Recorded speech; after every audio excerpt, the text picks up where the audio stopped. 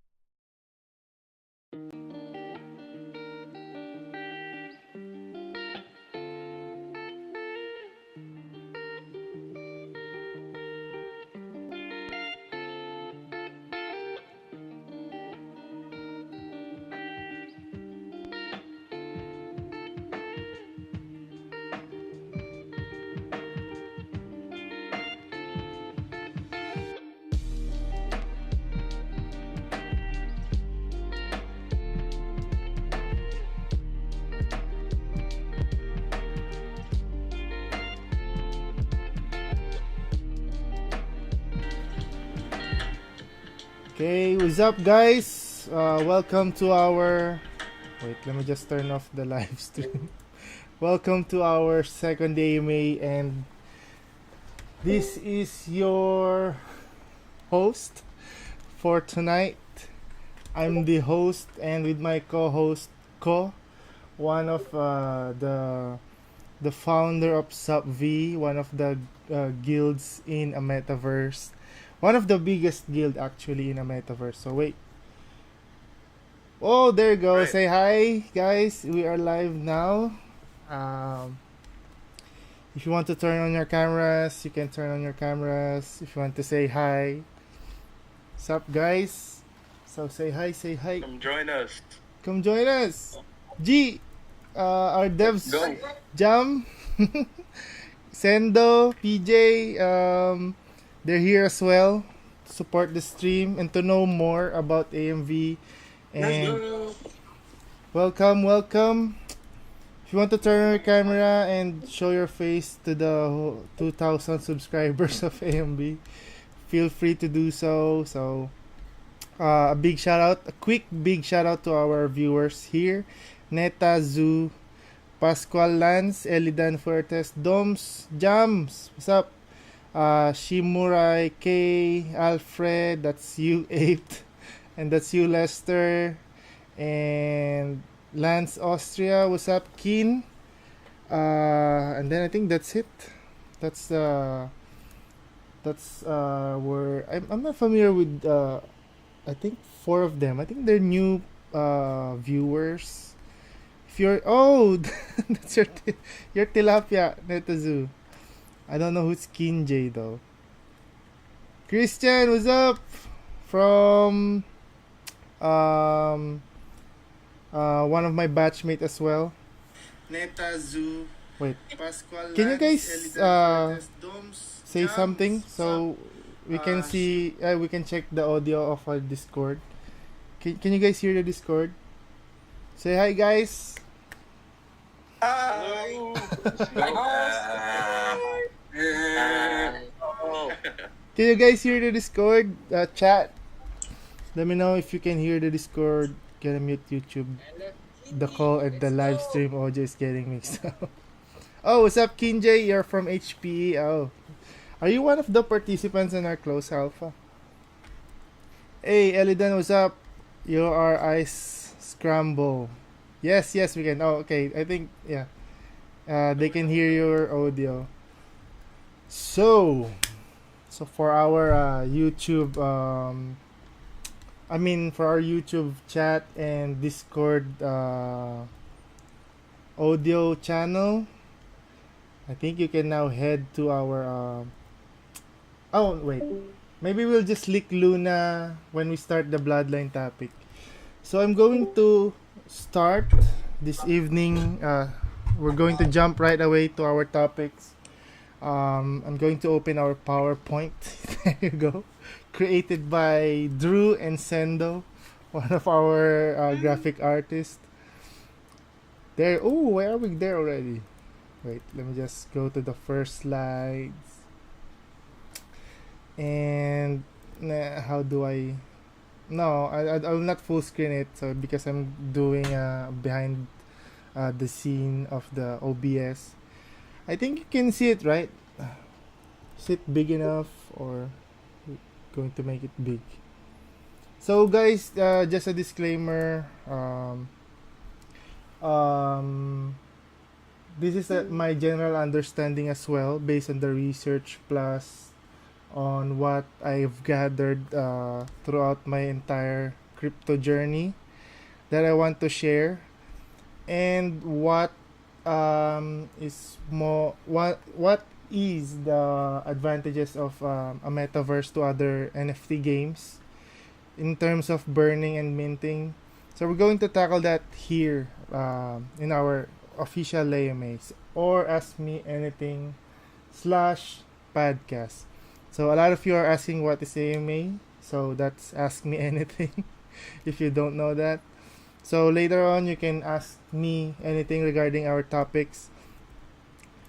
Is the music fine? It's not that loud. All good. So we can now start. Kit is not here. Oh, Kit Twerk, where are you? Kit, are you here? They want to see you twerk. Kit is here though in Discord. Maybe you can jump right in our Discord so you can see Kit live. Anything regarding our topics? Oh wait. So our first hottest topic is about burning. Okay, so basically, burning comes from the word itself, burning. It's all about removing the tokens in the total supply or in the circulation supply of the whole token.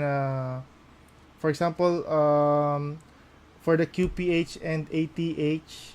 QPH has a total supply of unlimited, okay, just like SLP, while ATH has a limited supply of 270 million, just like AXS as well.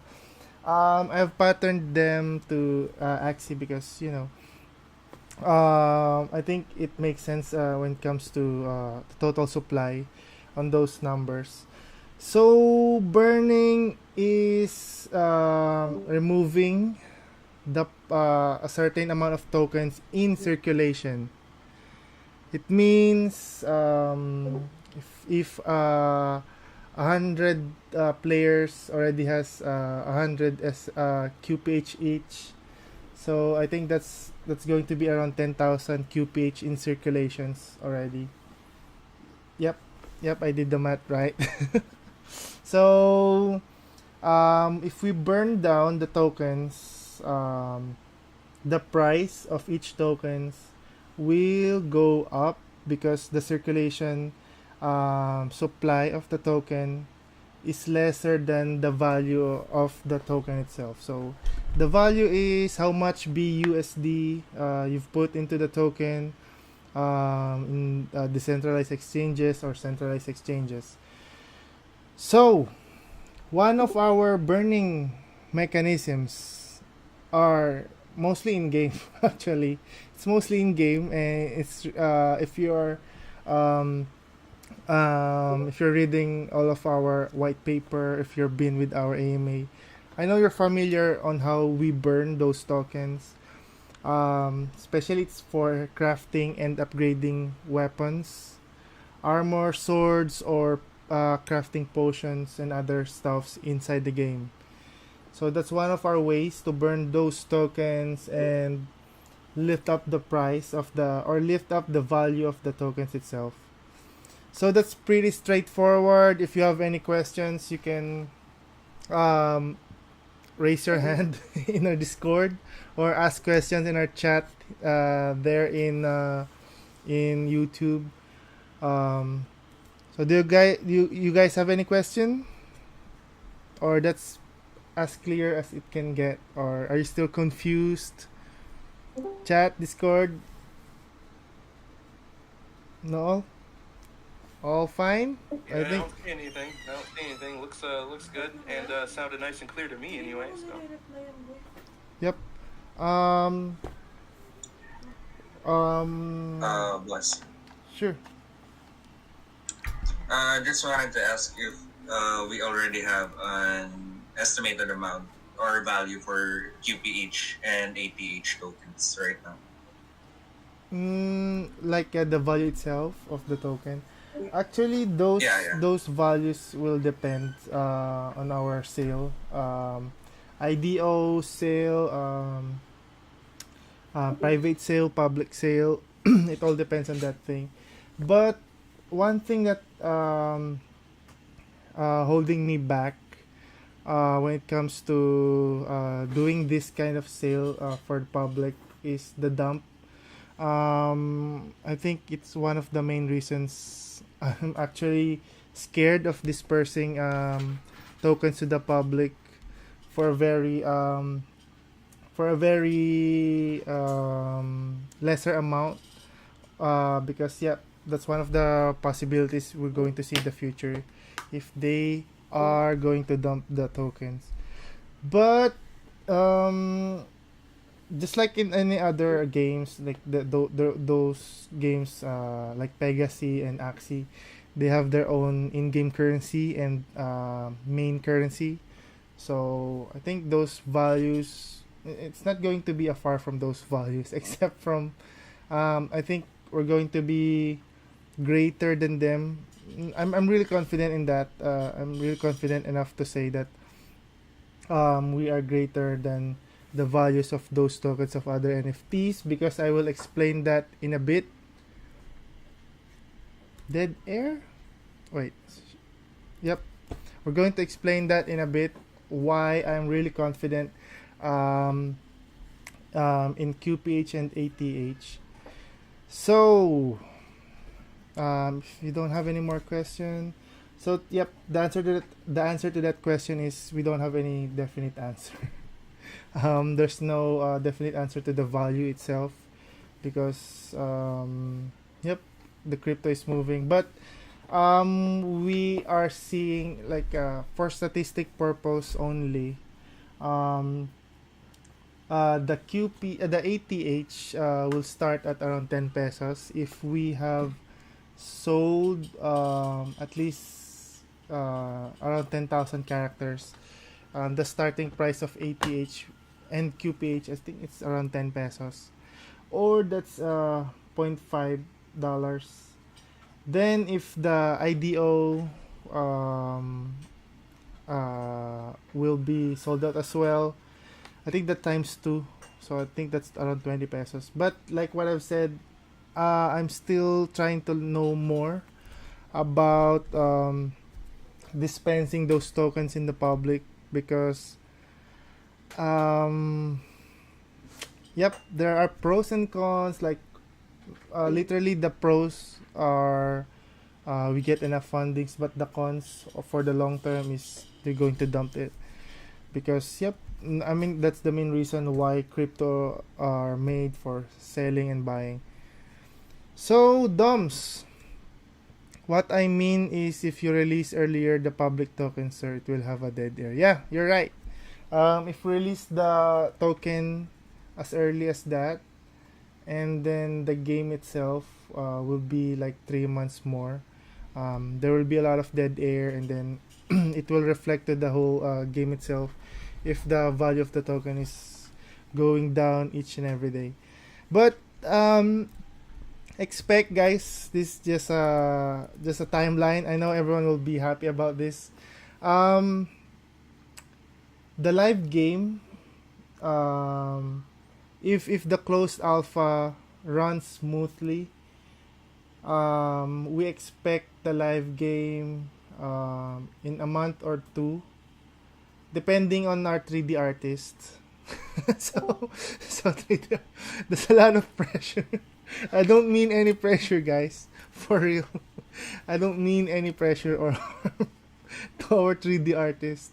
But we are trying to onboard as many as we can when it comes to our 3D artist, because it's not really easy to onboard new 3D artists because there's a lot of familiarization on how they attack the art itself, and it's not easy to do the 3D art. So but it what it only means is back end wise, the game itself is already functioning, and we don't need to change much. But yeah, if the live game releases, it will all depends on how fast we can finish the other factions, because we are done with the summit first, and then we're going to move with Obsidian, Guardian, um, Overseer, then Magnus is going to be the last. And then I think that's all for our burning. So it's as easy and as I direct as that. We burn the token by crafting, upgrading armors, swords, and upgrading potions. That's for the ATH, okay?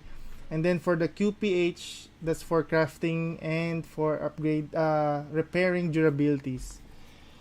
So no more questions. Now we Well, can. actually, Yep. I do have one question, and that would be, what was did the Angel Bucket have anything to do with burning tokens? Yeah, actually, Angel Bucket is one of the programs that's part of the burning the tokens. So, for the burning tokens in game, so that'll be it'll be burned straightly in game. But for the AP, for the Angel's Bucket, when we accumulate sales, when we accumulate all those things that stated on our Angel's Bucket, we're going to gradually buy buy tokens and then burn them, send it to a dead address.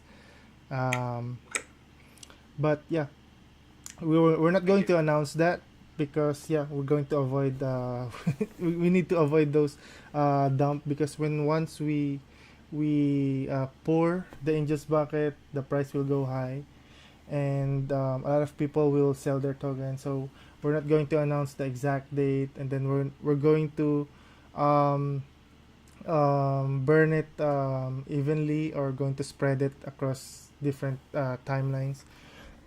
So that's for Angel's Perfect. Bucket. Yep. So you guys have any more question?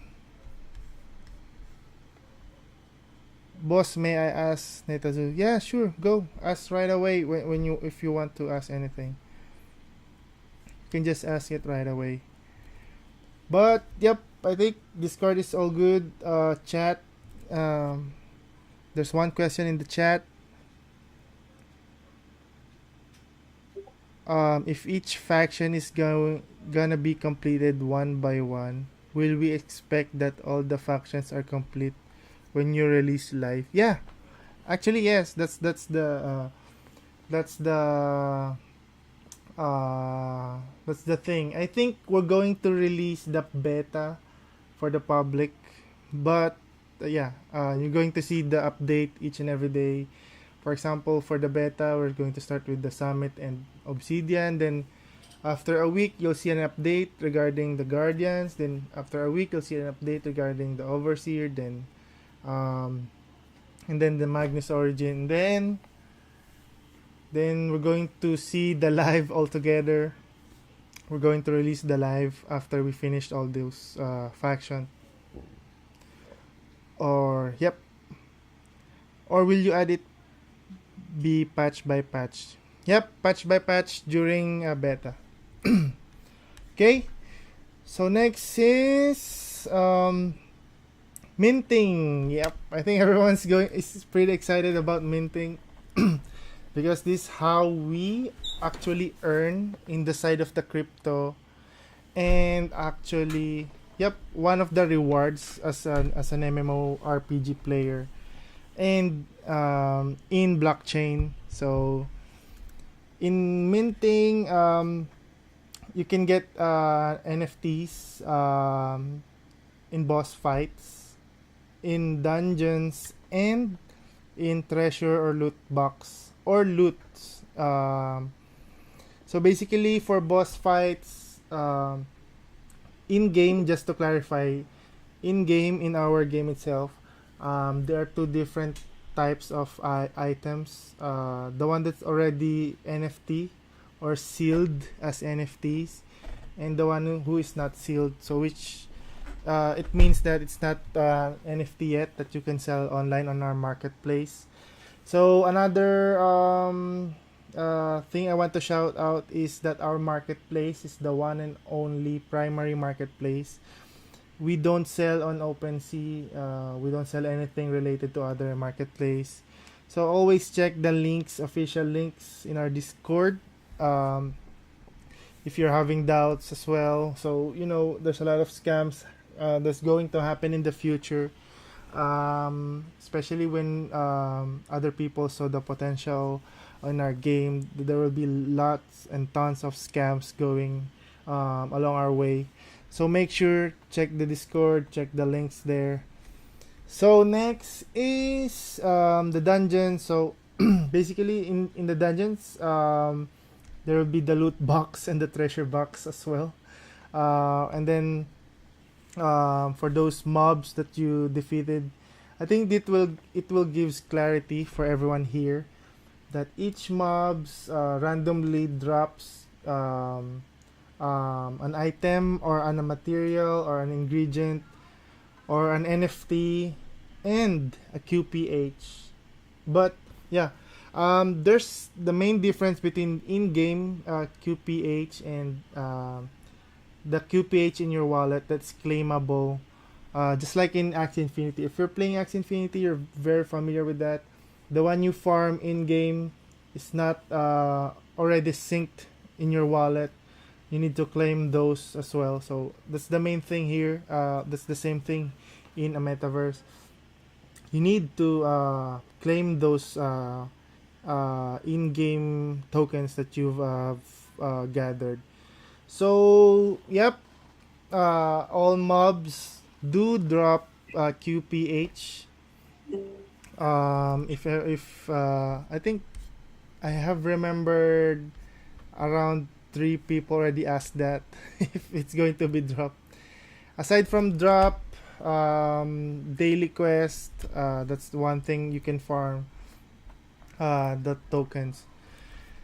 So now we're going to talk about the burning and minting in general and why I'm very confident with AMV itself.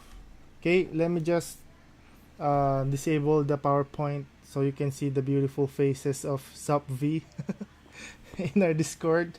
So the main reason why I'm very confident with burning and minting in a metaverse is, okay, let me just turn off the music completely. I want you guys to listen carefully on what I'm going to say. This is the harshest truth in cryptocurrency, okay? In cryptocurrency, not everyone, like 100%, will earn uh, from any cryptocurrency, okay? That's the harshest truth. Not everyone, not the whole population, not the 100% crypto users is going to earn or going to profit um, in a single currency, because yep, there's what we call the liquidity pool, and the pool itself there is pretty actually straightforward and balanced. Like um, if someone gain, someone actually loses profit. So that's the harshest truth about cryptocurrency. So correct me if I'm wrong. That's what I actually understands. Um, because we have a liquidity pool, we have a certain amount of USD, BUSD there, equivalent of ATH or Amethyst tokens. It can never be the same amount of profit for everyone. Um, Everyone will lose profit. So that's the same thing for other crypto. So, but in AMV, we're going to leverage on the NFTs itself. That's one thing that I'm really confident. We're not really focusing on the tokens. You can earn money from the tokens itself. We're going to sell it, but you can earn more through the NFTs itself.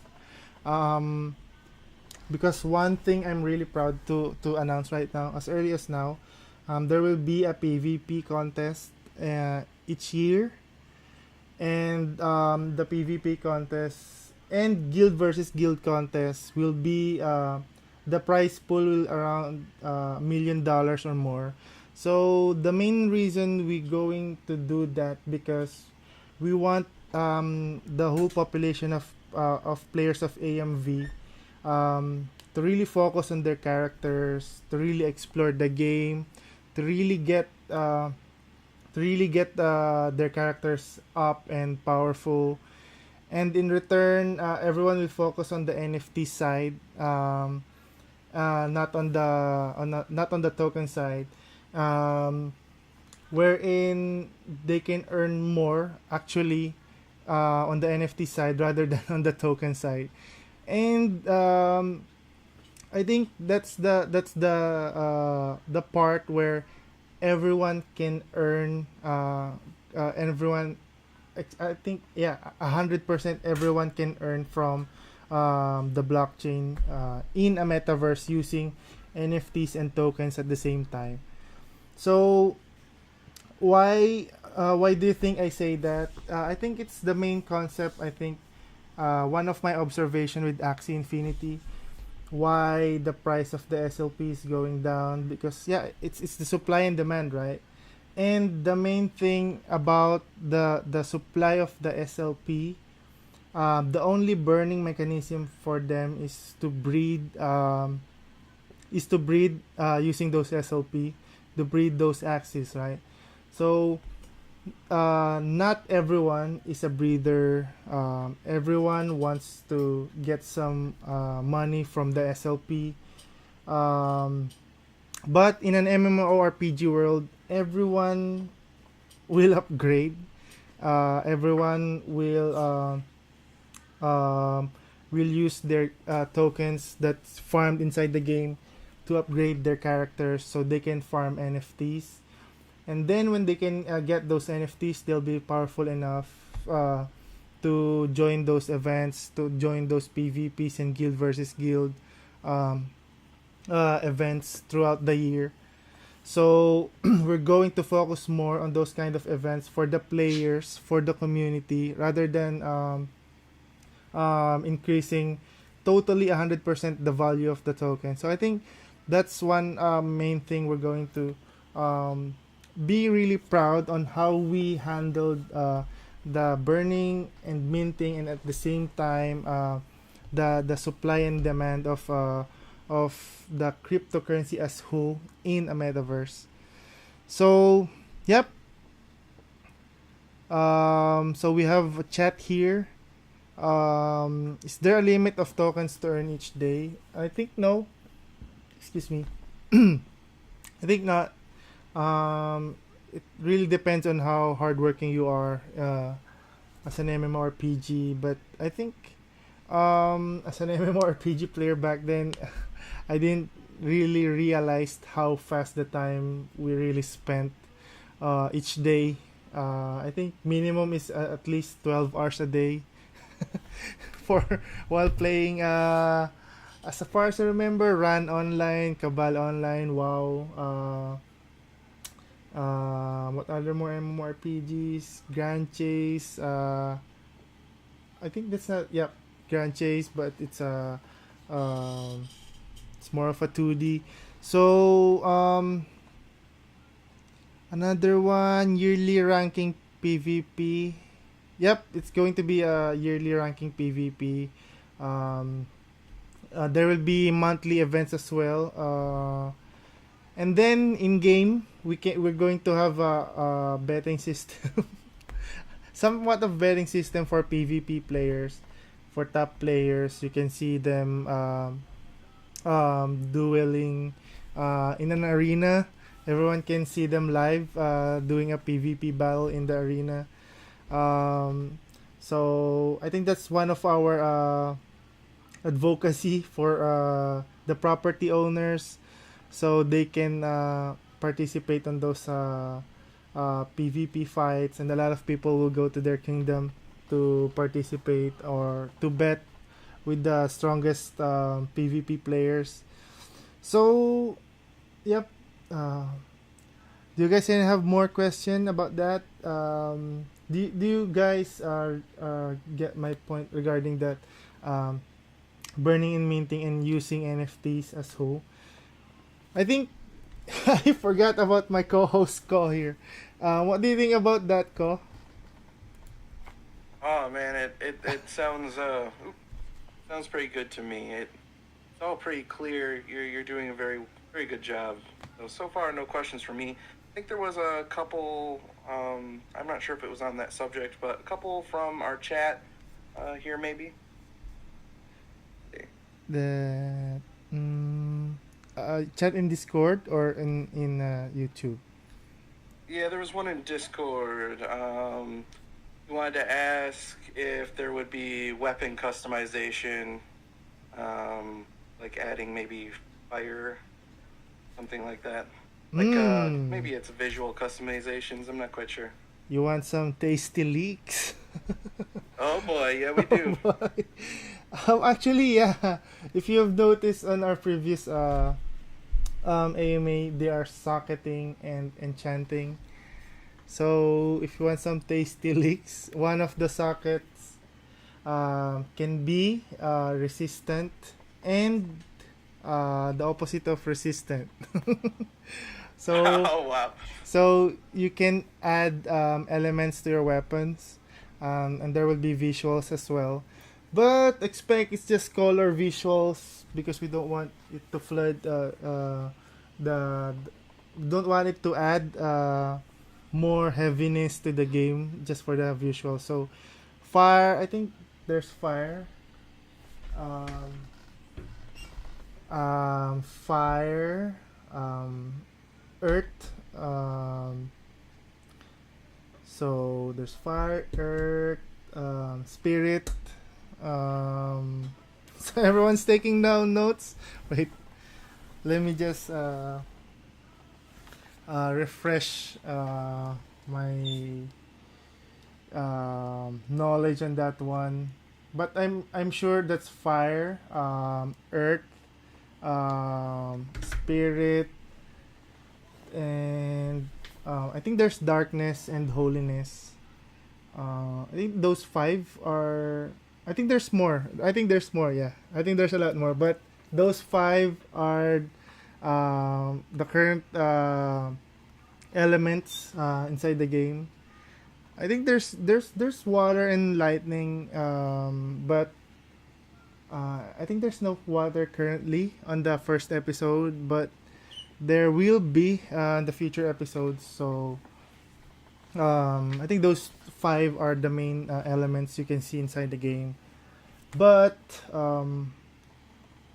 I think you can already see them as a visual on your characters. Like there's already a water resistance, lightning resistance. I think you'll catch a glimpse in closed alpha. So closed alpha participants will know more um, regarding the AMV. So they will have a huge advantage. So you know, guys, who to talk to if you want to know more about the game. So when the game drops, you know where to go, you know where to hunt, you know where to party and scavenge those dungeons. But yeah, I think those five elements are what we can see as of now for AMV. So that's one of our tasty leaks. Nice. But yeah, I yep. Who's that? I think they're specifically asking for customizations regarding cosmetics. If you can change your wardrobe colors, your weapons, and something like that. Okay. I think that's one of the advantage of, of of having a bloodline, so it'll have a different. But I think hair. I don't think hair color though. Um, I think no. Sadly, for non-bloodlines, they'll have the same faces, but there will be different armors as well.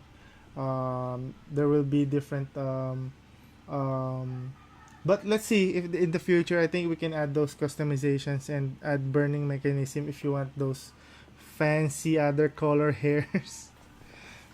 But We yeah, love fancy. what color are you planning, Ape? What hair color are you I planning? mean, I'm planning to main Linnaeus, and I'm already good with black. But if given the chance, it could be gray or probably something fancy. So one of the advantages of the bloodline is having a very distinct feature in their face. So the art, literally, it's like an art. You easily notice what kind of character or enemy you're going to face. So I think that's one of the disadvantages of not really disadvantages. Um, you can see the glow of the eyes, but you know, MMORPG, everything can get messy. Everything can get really confusing if there's a lot of players running around in the field. But yeah, I think that's one of their advantages is they have their own cosmetics in game. And yep, later on we're going to talk more about the bloodlines. BTS milk color supremacy. Boss, can we customize our weapons name? Mm, yep, I think we can add those features soon. We can add those features if you really want that though. But yeah, I think that's for a mythical grades. For some other grades, it's only applicable for those type of customization you guys want. So do you guys have more questions? So burning and minting, you guys see do you guys really see how we're going to lean more into this economy? How it is going to be more enjoyable at the same time profitable, because a lot of people are getting really stressed, especially when it comes to their managers. If there were a quota, if there were a quota applied, but I think there will be. I think quota here is not really applicable, because a scholar can loot an NFT worth $1,000, and then the other day it's just $10 worth of NFT. Then the next day it's going to be around 10,000. It's going to be a mythical grade, something like that. But yeah, I think the main reason why we always what we always are tell each and everyone is that this game is really made for us to enjoy. So it's really play and earn.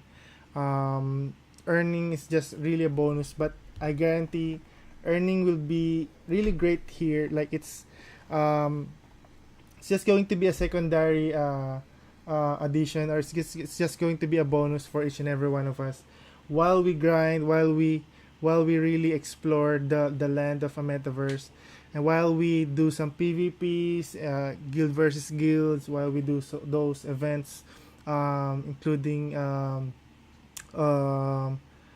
lot more boss events actually. So yep, you guys wait for episode 2, so please don't finish episode 1 yet. we haven't done with we haven't done with the other factions. So you guys have more any question? Hi everyone. I got one question. Yeah, sure. It's about the betting side and the that you mentioned earlier. Yeah, sure. What if everyone voted for a certain player? Who will provide the rewards for that? Yeah, I think there will be yeah, I think there will be ratio before before and after the betting period. So if the opposing team has like uh, half of what is the other team, I think that's the only reward you can get as a better. Okay, so there will be different rewards on each and every events inside the game. So betting system, there's just one of the other mini games you can participate into. So all good. So Chunoko, there are no limits to token earned each day. So does that mean unlimited minting every day? Wouldn't it be hard to regulate it then if there are more and more players to come? Yeah. Chunoko, I think you're pretty new to AMV. Um, like what I've mentioned before, we will have a deadline once you claim those tokens, and at the same time, there will be durability inside the game. So if you're not familiar with the durability, you can farm unlimited tokens, but you will repair as well your equipments using those tokens as well. So that's one thing you need to consider as well if you're going to explore inside the game. Um, I think that's one of the, just to mention the novice pack. That's one of the advantages of the novice pack. You'll have HP. You have tools. Tools that you don't need to craft anymore. You're going to just use them straight away. So if you suddenly there's a rare ore, a mythical ore appears in front of you, you can instantly mine them. So that's one of the advantages. And then rough stones, you can easily upgrade your item so you can proceed more deep in the forest, deep in the mountains, deep inside the dungeons. So every time you craft, need some APH or QPH token. Crafting is QPH. Upgrading is ATH. So I think if you visit the website, I think, yeah, it is stated there. Is Novice Pack giftable? Yes. As long as it is not what do you call that? It is not being synced in game. I think those NFTs.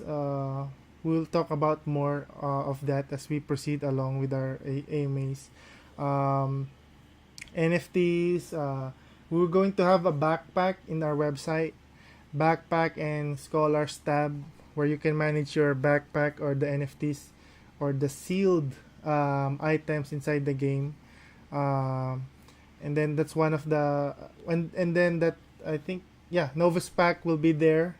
You can see the Novus Pack sent straight to your backpack once we release the patch regarding the backpack. So it means when you upgrade, the token burns. Yeah, yeah. I think yes. 100%. If you upgrade, the token burns. But yeah, like what I've mentioned, the token inside the game is not in circulating. They're not yet in circulation in the blockchain. Once you claim them, that's the time that it will go straight into your wallet, and then that's the time it will be added to the circulation of the token. Okay, how about wallet to wallet? Wallet to wallet gifting of the NFTs. Yeah, yeah. I think that's wallet to wallet when you gift the NFT. So don't be confused, guys. Okay, sealed items or sealed NFTs. Um, you can see everyone's sealed NFTs inside the website. So that's those NFTs are the one that can be traded or sold in the marketplace. How much does the NFT stamp cost? Yeah, we don't have any fixed price for that. We are seeing. I think the cost will vary, depends on the situation of the price or the price of the tokens. Because yep, we don't want a lot of rare items flooded, rare stamped NFTs flooded the marketplace. We want everyone to use in game, so um, um, that's where the property owners comes in. We're going to literally direct each and every traffic to in game, so it'll be much more community involved in game rather than on the NFT side or the blockchain world side, which is the website. Maybe it will become wallet to wallet possible. Yeah. So once it is still sealed, yeah, you can do wallet to wallet NFT transaction. But once it is unsealed or it's already in game, you cannot trade it anymore. So yep, I think that answer your questions. Do you guys have any more questions before we proceed to the bloodline? Regarding the weapons durability. Yeah, sure.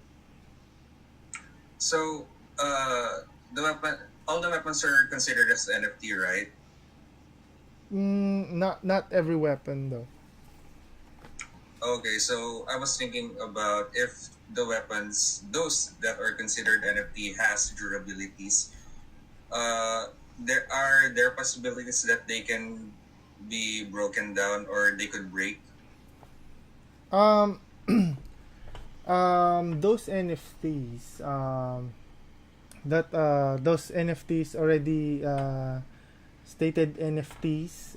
Those equipments that's already been stated as NFTs, like the relics, um, they cannot break because they're it's already an NFT. So you don't need to seal them. You don't need to unseal them. But you still need to sync them to your profile in the website. You still need to sync them. Okay. So You don't need to spend much on the NFT stamp or whatever we're going to call them. Um, but yeah, NFTs are not breakable. And yeah, I think that's really hard on our end. If it is breakable, we don't know how to produce those asset again. If that item broke during the process. But yeah, the durability, um, the item is will not be usable if it reaches the zero durability. It will just not be usable for players. And um, a lot of dwarfs. There will be advantages for the dwarfs um, when they when they equip NFTs. The durability will be much higher. So that's one of the tasty leaks we're going to to, to leak tonight. There will be more once we talk about the bloodlines. So, you guys have any more questions? Nope. Boss, what does sealing and unsealing do? Sealing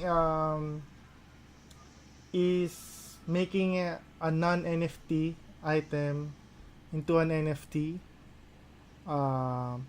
because that item is not an NFT inside the game. Like the relics, okay? Relics are already NFTs. You don't need to seal, unseal them. You just need to sync them um, through your account online. So I hope that clears your question. If not, you can ask again.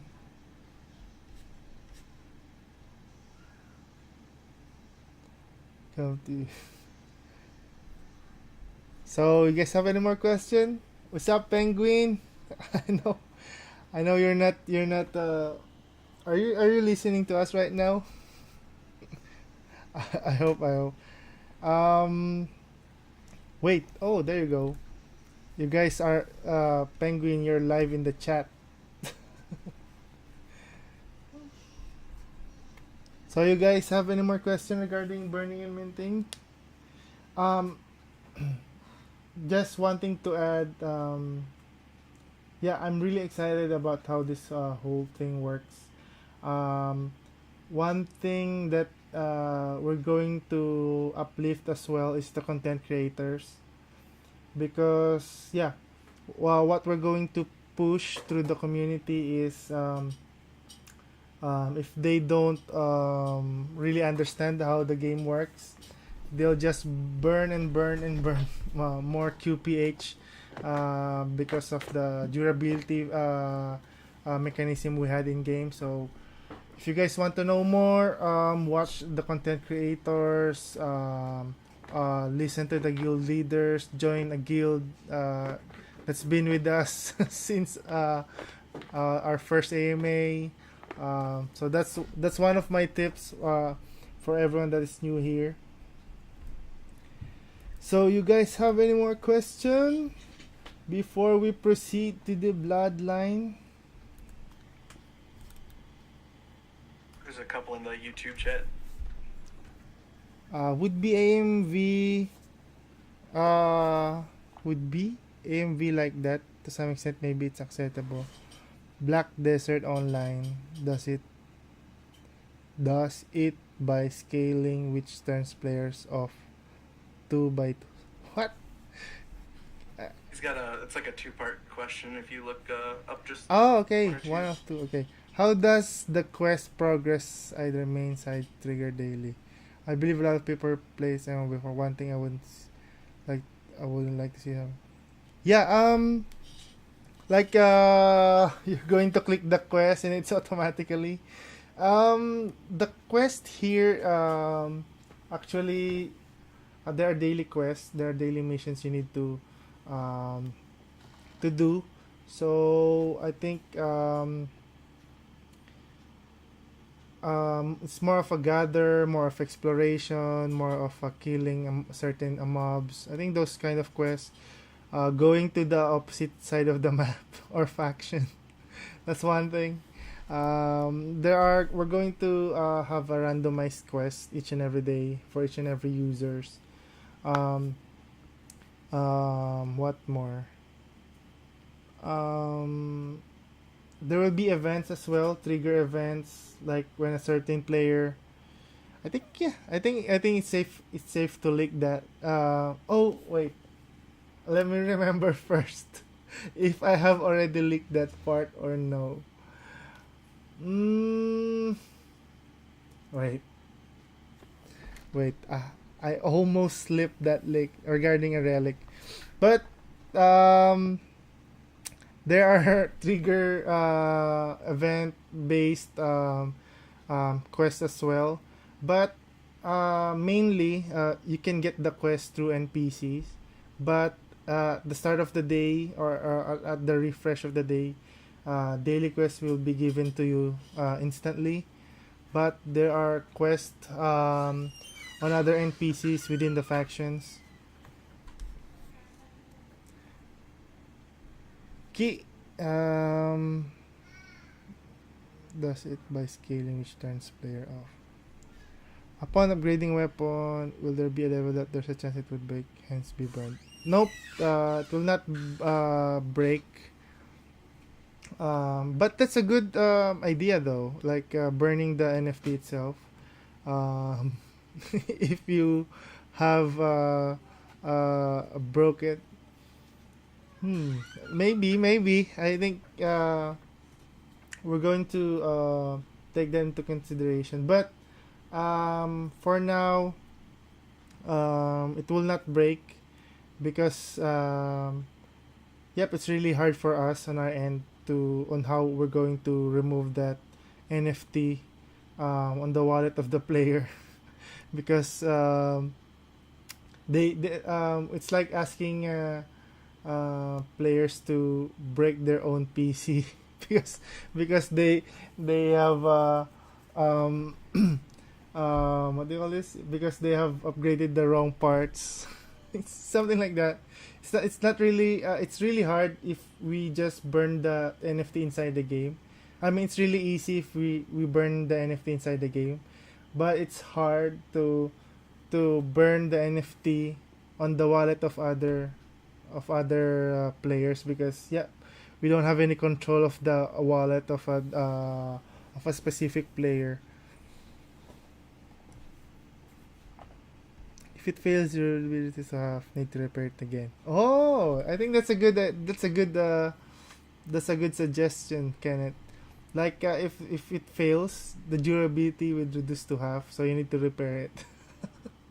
so so that's a good suggestion for you.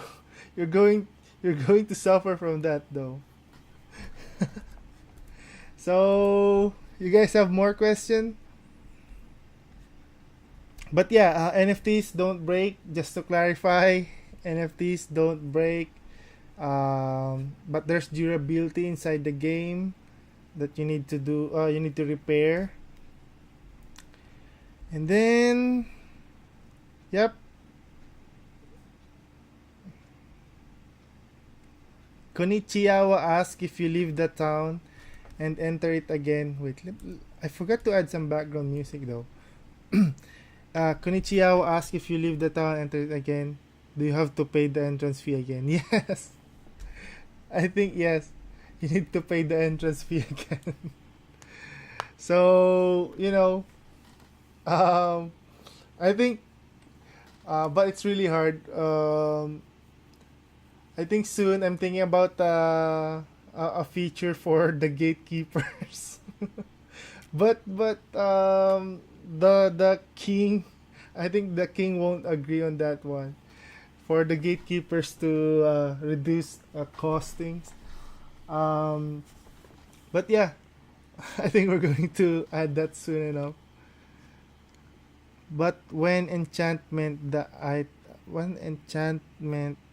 the item, the weapon, or that equipment will be reset, right? If the enchantment get failed. Nope. I don't think. I think it will not reset. The weapon will not reset if the enchantment fails. Um, yeah, I think yeah, it will not reset. Yeah, Dan Ibarra. Yes, you will have to pay ko again. And Kit, there's Kit here though. You need to pay. You pay the gatekeepers. So yeah. What more? Do you guys have any more question regarding that? Not really a question, but uh, some in the community are asking if what is it again that I was going to say? Some in the community are asking if for names on the content creators that are going to be joining us in the closed alpha. Um, I think one. If you can leak some names. Yeah, I think I can only leak one because some are. Uh, I think even if I leak the other names of the other content creators, I think you don't know them. But one of the most noticeable content creator is Josh Pint. If you're familiar with Josh Pint, editor of Kong TV. That's more of a Filipino side content creator. Editor of Kong TV. He will participate in closed alpha. We're trying to get to UGG, one of the biggest um, guilds as well here in Philippines when it comes to crypto. They're like HPE but times 20. UGG.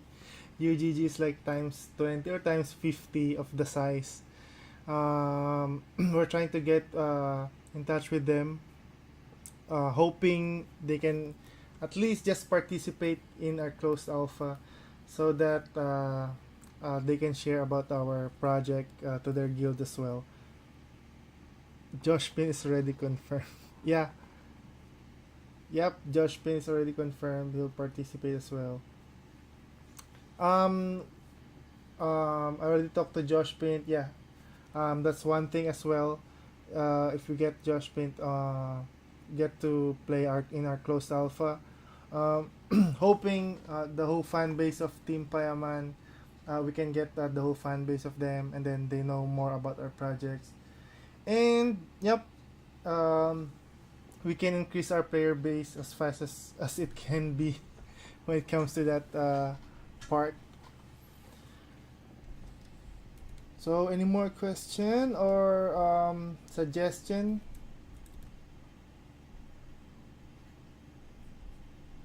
I think everyone is yeah. Do you guys have no more question? Are you ready for the bloodlines? Let's go. Let's go. Wait. There you go. Wait. Before I leak Lune, please description. Let just clarify the difference between bloodlines, non-bloodlines, and workers. Okay. So for bloodlines and non-bloodlines, the bloodlines, yeah, the edge of the bloodlines is mainly they have a special skill or what we call special ultis. Um, each and every character will have like a class advancement, and then there will be different ultis on each class advancement. Um, yep, I think that's that's the main description of the special skill. So, an ulti on each bloodline on each class advancement. Okay, it's clear. And then special attribute, it means the stats will be not very high, but they have a advantage um, against the non-bloodlines. So, yep. Um, I think that's pretty much straightforward for each and every one of us. And then the rarity, Because yeah, we have very very limited supply of bloodlines, like what I've told everyone. Even if we sold out the last sale, the closed alpha sale, it's going to be rare as it can be, because yeah, they have special skill, they have special attribute. Imagine um, having to see those advantage inside the game, and then people wanting more bloodlines because they have been they want the edge as well in the PvPs, in the tournaments, upcoming tournaments soon, in a metaverse, the PvP event, the guild versus guild event. I think bloodlines will be very very pricey, so um, those people who got their bloodlines, I think they're very lucky to have it as early as 75% off. But 50% off is not bad as well, because you get a novice pack for the top 20. And yep, I think that's the main reason. Their stats differs on each and every bloodline. For example, if a spiritual user bloodline like Linus, wait, let me just double check. Linus with the red and blue um, spiritual wolf. I mean tiger. I mean lion. Sorry, lion. Um, their stats is different from the talents, which is more dex and power. And Acutus, especially Acutus, they're very very different. Um, their stats leaning more into dex, and I forgot the other stats. Um, yeah, I think it's power as well, but Akita is more on dexterity because um, they're excellent. They're fast. They can deliver one hit blow as well. Sorry, it's power. Sorry, so it's more of a power for Acutus, and Talons is more of a dex. Then Linus is more of a spiritual stat. Okay, don't be confused. Then the non-bloodline has the same stats. So they're more of a neutral stats. They're not leaning into dex. They're not leaning into power. They're not leaning into spiritual or spirit. Um, they're more of a balanced part. So I think that's one of their pro as well. But the cons is they don't have a special ult, just like the Linus, Talons, and Acutus. They have non-bloodlines have the same ultimate, but yeah, the other bloodlines have different ultimates. So I think that's clear. And one thing we need to give more emphasis is the workers. We need to give more clearance to the workers. So the workers, the only difference for workers is wait, I think it's not clickable. Yeah, the only difference for the workers is they cannot craft and they cannot ride mounts. Okay, that's the main difference. That's the main difference is they cannot craft and ride mounts. That's the only thing that separates them from a main character. Okay, bloodlines, non-bloodlines, and workers are all playable characters, but workers is the one who cannot craft and ride mounts. That's the only difference. They can earn workers can earn tokens from daily quests. They can participate in a boss fight. They can loot NFTs as well. They can use novice pack. Basically, they can use those tools to harvest. So, if you're a manager, worker are going to deliver much more on a raw side. So they're going to deliver more ingredients, materials rather than already crafted item. And then, um, yep, I think that's their only difference. Um, they are the same playable character. Just it's just that they cannot craft and they cannot trade. Okay, is that clear? So What about breeding? breeding of the main character. We haven't taken that into consideration in the first episode, but breeding characters, I think they will be available in the episode 2, wherein there are more bloodlines. You can see more bloodlines. There are a lot more options uh, uh, in breeding those bloodlines. I think, yeah, that's one thing. To have more bloodlines, I think breeding um, will be the only option for the episode 1. But sadly, we don't have breeding um, for the episode 1 yet. So it's not really sad. I think it's sad for those who don't have the bloodlines, but it's a great news for those who have the bloodlines, because other players cannot don't have the means to get those bloodlines. But breeding, yeah, breeding. There's breeding, but let's see if there's breeding first in the main characters. I think with the same class. I think with the same class that's applicable. Because they are gender locked characters. So imagine Overseer and Obsidian. I think it's only Obsidians though. Only Obsidians um, can breed with other class. Unless, we don't know if there are, yeah, there will be more gender locked. I think we're going to produce more of a female gender locked characters for episode 2. I think you'll see more of them. If you see, if you guys notice the bloodlines, um, for example, for example, the overseer class. At first, if there's no bloodlines, you're going to notice that it's more on power and dexterity.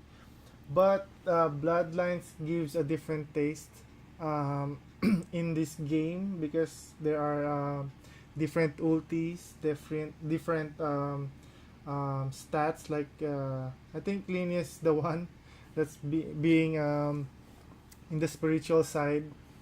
But yeah, what we want, because we want each and every character to be flexible.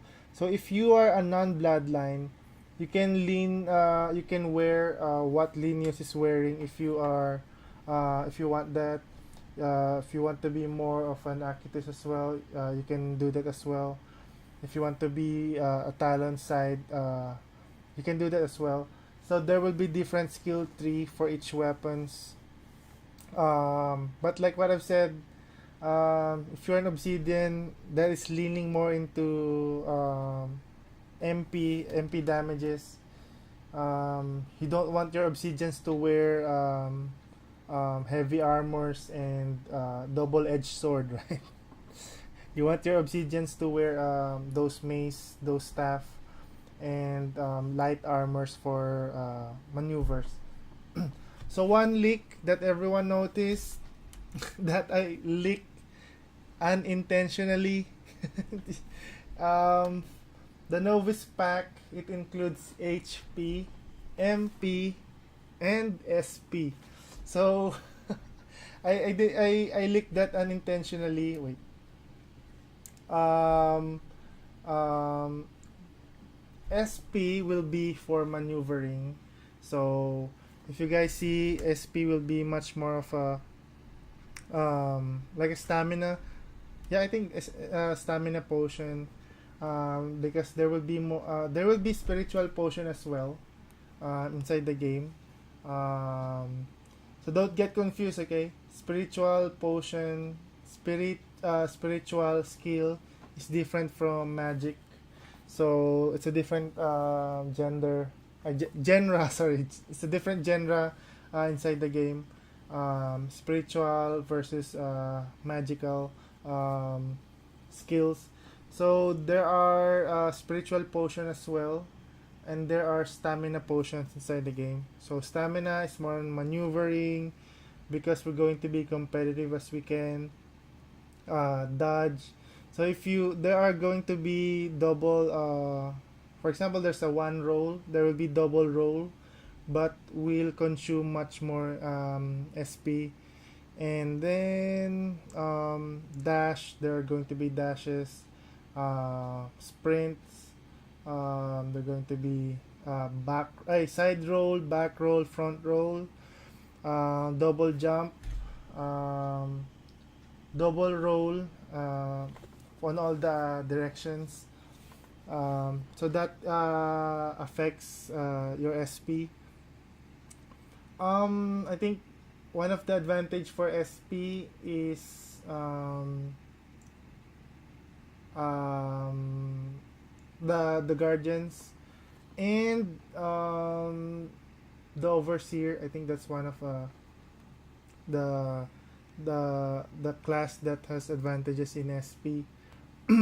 But for example, for obsidians, they can teleport, they can blink as a part of their maneuvers.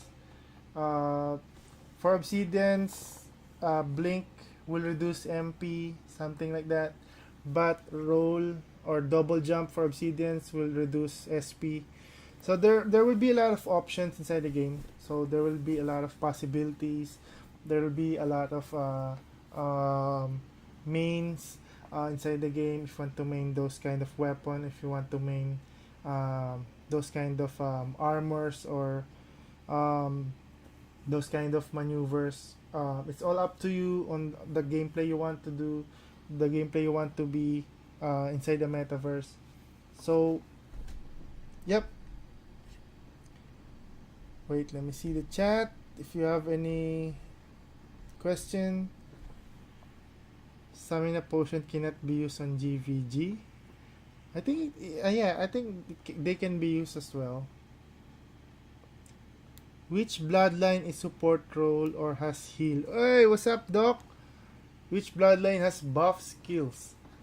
Um, if you saw the bloodline postings, you know the one who has a buff skills. But for heals, I think everyone can have a heal skill, but like what I've mentioned, everyone can be whatever they want inside the metaverse. But it's not really appropriate. For example, if an overseer who is going to be a power main, power dex type of main, and then suddenly at the same time you want to be a healer type of character. So yeah, it will contradict on what you want to be, what you want to wear inside the game. But I think yeah, Obsidians and Magnus Origin can lean towards into support role or healing role, or Bloodline that has spiritual skills. They can also do that, buffs. Is worker Can worker breed like worker to work? I think I don't think no. I don't think worker can breed because based on the lore, they are created from dark magics and slavery. I think goblin. I think goblin can breed though, but they are being tied to their master, so I don't think goblin as well can breed. Silver. How about silver hairs, boss? Blink out. Yeah, silver is more on Lina inverse. So you can ask me anything during this section of our bloodlines. You can ask the chat. You can raise your hand here in the Discord. I don't think we can raise hands here because we're not in the stadium. But yeah, You can just unmute your mic if you have any question. But let me answer this first. Silver hairs. Silver hair is more of a Lina inverse. Their ulti is attack speed. So if you want PvP, I think silver hairs are great with PvP. But with guild versus guild, yeah, they're not. They have PvE skills. Okay, don't get confused. They have PvE skills that is the same as the non-bloodline, but the ulti is what makes the difference is their ultis. So yeah, silver hairs is more of a rampaging mages that has a high attack speed. Yep, Junoko already asked about Luna Eclipse, so we're going to leak the Luna Eclipse before we proceed to the last topic is about the managers and scholars, and we're going to have Ask Me Anything session here in Discord and here in live chat, but we're going to leak the Luna Eclipse picture that's created by our art director. I am Gianong. That's here with us in Discord. So here is the wait. What would be the possible PC requirements to play the game? So wait, Let's go. before we leak the Luna Eclipse, let me just answer these two questions. Claymores are like tank or CC characters or more of a paladin DPS? Yeah, you're right. I think claymores are more of a paladin DPS. What would be the possible PC requirements to play the game? Yep. I think that's one thing that's one question we're going to eliminate once we started the closed alpha. That's why I included in the closed alpha registration the specs requirements of each of the computers you're going to use. So at least on your end, we can gauge live on what's going to be the minimum requirements. But just like what we have mentioned just from the very start, the art is low poly because we want many players and lowest PC requirements as possible. So now, drum roll. Drum roll for our Luna Eclipse and the bloodline skill of the Luna Eclipse. I think this is one of the so just a disclaimer, okay? Luna Eclipse not my favorite class. So this he's not one of my biased. Okay? It's just that Luna Eclipse in the lore is really, really awesome and really, really connected to the main story or the main game or the main episode 1 of the whole story of the game. So, it's Kit favorite class. Yeah. So, oh, wait. I think I already looked it. Yeah. Luna Eclipse. There you go. I think I'm going to link in the chat as well in the Discord. Give me a sec. So you'll get a quick, clean look of the Luna Eclipse. So I'm going to tell you guys live the description of the Luna Eclipse bloodline. So wait, let me just turn off the background music. Overseer is your bias. No, actually, my bias is the summit, the dwarves. That's my first. That's my first, one of the first favorite because they're just chill. They just craft. They just trade. They just provide for everyone. They buff. They buff the party. Um, they tank at the same time. Something like that. How about Obsidian? So, um, in the lore, Luna Eclipse. Wait, let me just turn off the background music. Sorry ko, Luna likes Wyvern than Boar. so, in the lore, Luna Eclipse is one of the Wyvern tamer. Um, I think it's one of the rituals to have an Wyvern earrings. So if you see the poster of the the Luna Eclipse, they have a Wyvern earrings. And their power is coming directly from the Wyvern itself.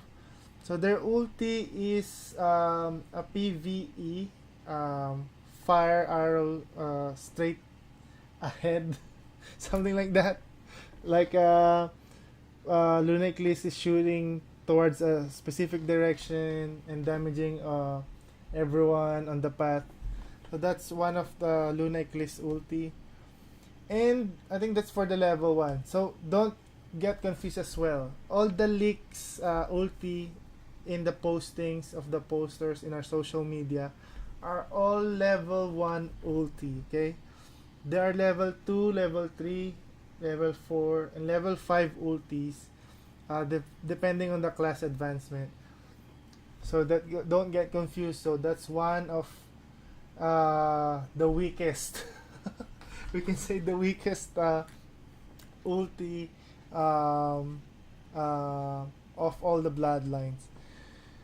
So, what can you say about? We tried to not to overhype Luna Eclipse this time. So I think that's their first ulti. It's just a straight arrow in a specific path, burning down all the enemies along the way. So that's a fire element right away. So Luna Eclipse skill has a fire element attached to it.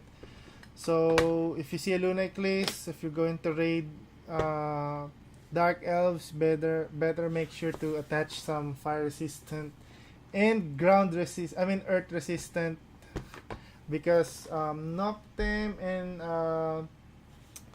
Noctem lays traps and more of assassin and stealth mode, and DS it's DS, okay, not dice.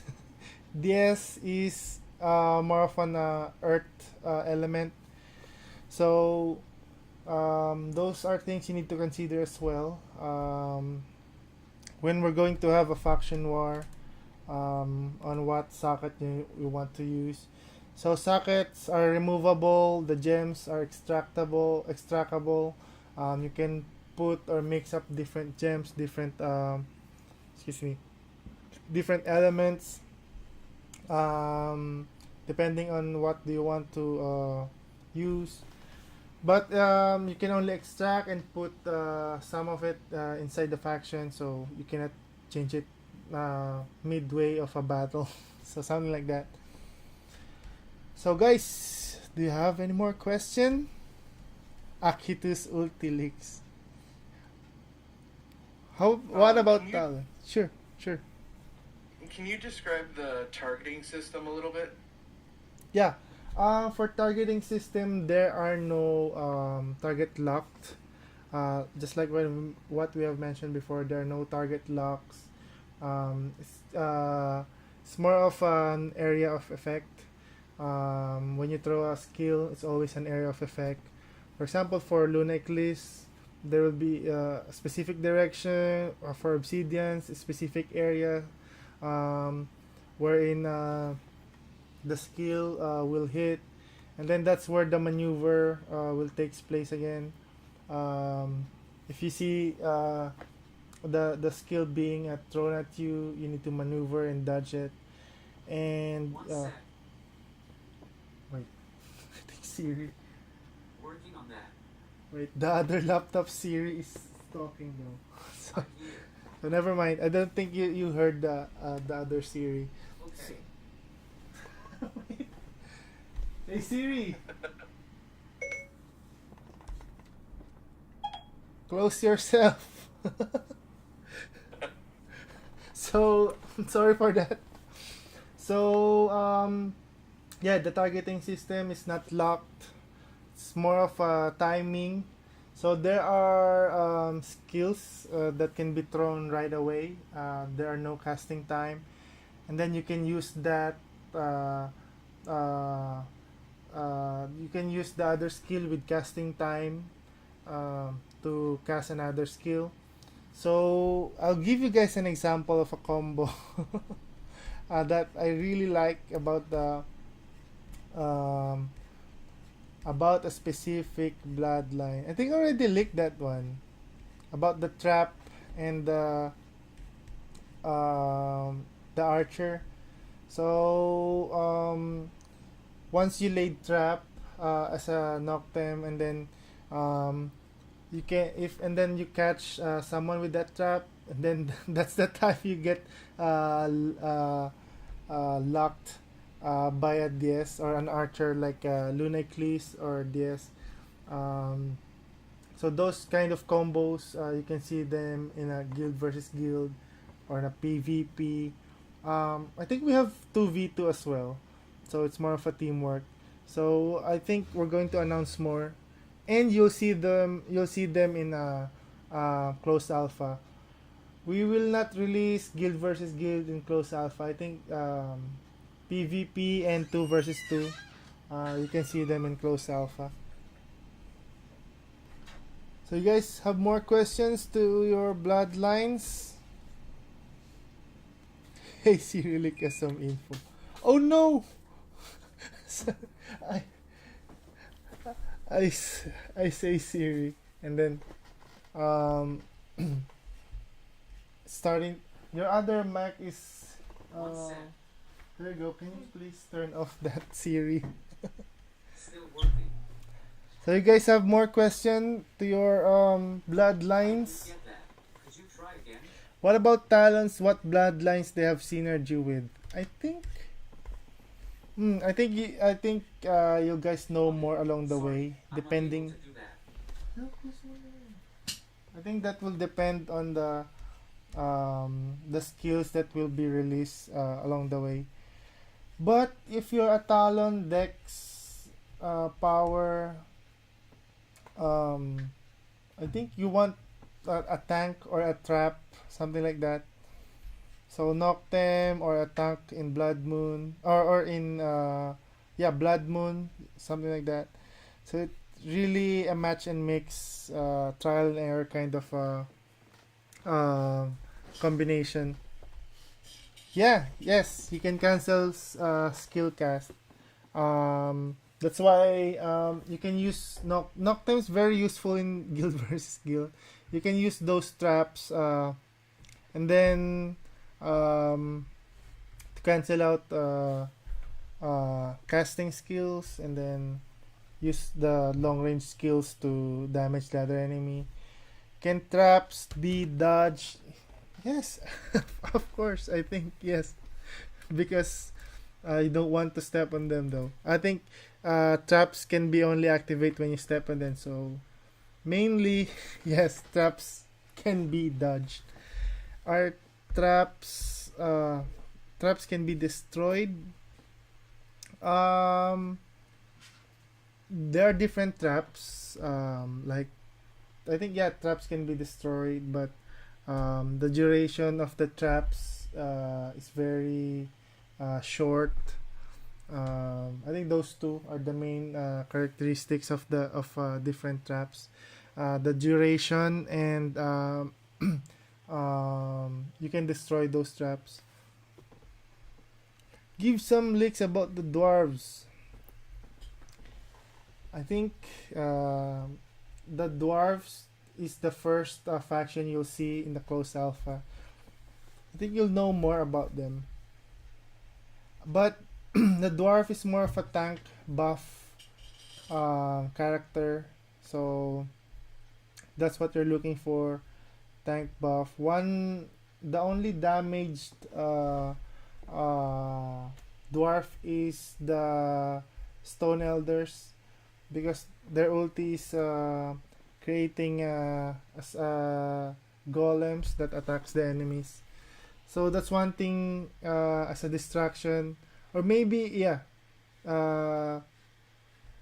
uh, those golems can activate some traps, something like that. So I think dwarves can be useful as well in guild versus guild, especially those who summons golems and other spiritual bloodlines too, like Linus.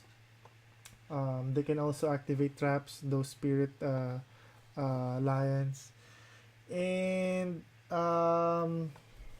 Obsidian as well.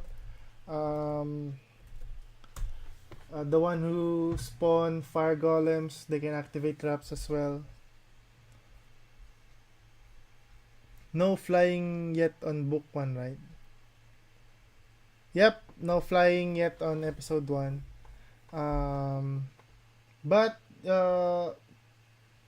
yeah, no flying yet. But you can get your boar. I think boar and wyvern. Yeah, are you pertaining to wyvern like flying on a mount or flying? Your character's flying by itself. But if you're talking about flying using a mount, yes, there is using a wyvern. But yeah, the other islands is inaccessible. I mean, when you step on a trap, do you have some time to dodge? Excuse me. I think yeah, there are different traps that has casting time as well. There are traps that is no casting time, so it will be activate uh, upon stepping on it. Do we get a flying land accessible to wyvern holders only? Yeah, absolutely. There's a specific place where you can only get there when you have a wyvern. So it's like more of a nest for wyvern holders. Non-bloodline dwarves has no damage. No, no. Everyone has a damage. Um, Actually, dwarves are really fast and really small, so they can dodge easily. Something like that. I think it's one of their advantage. And then they're really tanky at the same time. Then there an underground place for boar holders only. Boar holders. I think that's more of a farm. um, do you guys notice what where is the fetus boar currently is? Um, so that's one of the leaks on our visuals, like the fetus boar and the wyvern egg. So those visuals we posted before, those were the leaks for those mounts. And you can claim the mounts when you reach that specific place. You will not have the mount on start of the game. You need to get them on a specific place. I hope that clarifies your question. So I'm going to ask Ko, what's your favorite beside Overseer? What's your Okay. favorite, or I mean, what's the most interesting bloodline beside Overseer bloodlines? Okay, I don't want to like butcher anything, but Fulminous or the fire clan there. What is it? Yeah, I think are you pertaining the white flame or just the? Oh yeah, yep. That's what it was. I was interested in the inbreds of the gods. I think it was. Yeah, it's Yeah, that Fulminous. one Yeah. sounded interesting. Yep. And because I think Fulminous white colored flames, I think their first ult is not uh, um, more of a damage, but just like Stone Elders, they summon fire creatures, fire golems. Um, and then class advancement, there will be different kinds of what do you call this? Ults for each bloodlines. So I think as you can see, they're leaning more into Fulminous leaning more into white flames. I think let's see if what other bloodlines store for us in the future for the next ults. Maybe yeah, maybe we will going to leak level 2 ults during beta. I think during beta. Yeah, I think that's the perfect time to leak the second ult. But yeah, other than that, we have a glimpse of what the bloodlines can do actually do, and what the stats they're leaning into. Uh, those who summons are more on spiritual stats. Those attack speeds more on dex, and then the power. And there's much more like int, MPs, um, and other kind of stats. But yeah, after close alpha, we're going to leak all the stats that's included. So close alpha players will have a very first insight regarding the stats. So yeah, anyone who wants to share their and then no, lastly, Ko, what's your favorite bloodline? I know it's Oh, overseer though. uh, okay, so it can't be overseer or in It can, overseer. it can, it can. It can be anyone. It can be any Okay. bloodline. The let's see here. Want to try and say it right. Um, yeah, it's gonna be it's the one I already said before, but Linnaeus, because of the spirit, the spirit Okay. The spirit. side to it, shamanistic side to it seems very intriguing, and it was one of my kind of favorite characters, like in World of Warcraft, was like shaman. So I think that that could be really fun. Cool. Cool. Um, anyone wants to share their favorite? No, wait. For our 3D artist or 3D department, let's hear what they want.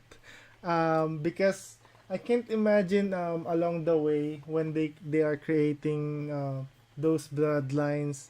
Um, I'm for sure they have their favorite bloodlines as well. So from our 3D department, um, G, you want to share your favorite bloodline? My So favorite are Guardian and Summit. no, no, the bloodline, the specific bloodline. What they what? Bloodline, Duna Eclis and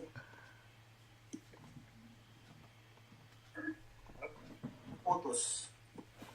Sorry, what? Akutus. Acutus, yeah. So, um, GN is the one who created all the concept art for all the bloodlines, and every time he releases it, it's really interesting because I actually say the broader description of each bloodline, and I think his gamer side really taking place in creating those posters, and it really matches on what I'm actually visualizing. So, um, Acutus for the Overseer and Luna Eclipse. So that's two for Overseer, one for the Guardians, and one for the Obsidians. So let's see which bloodline, which faction will prevail during this AMA. But first, forgot to ask, what's the level 1 special skill of Claymore? For Claymore, level 1 ult, it's more of a hitting the ground, so it's more of a PvE type of skill that produces knockbacks to the enemies along the way. This skills is really useful in canceling the casting of the enemies, especially those longer casting time. So someone asked, "What's my favorite bloodline?" Actually, everyone. I don't know if that's fair to say. Like everyone is my favorite bloodline, because they're really everyone is really interesting in their own special way. Each bloodline has their own stories. Each bloodline has their own specialties. It's like asking, what's your favorite side in rock paper scissors, something like that. So everything is really the same. Everything is really special and awesome for me, though.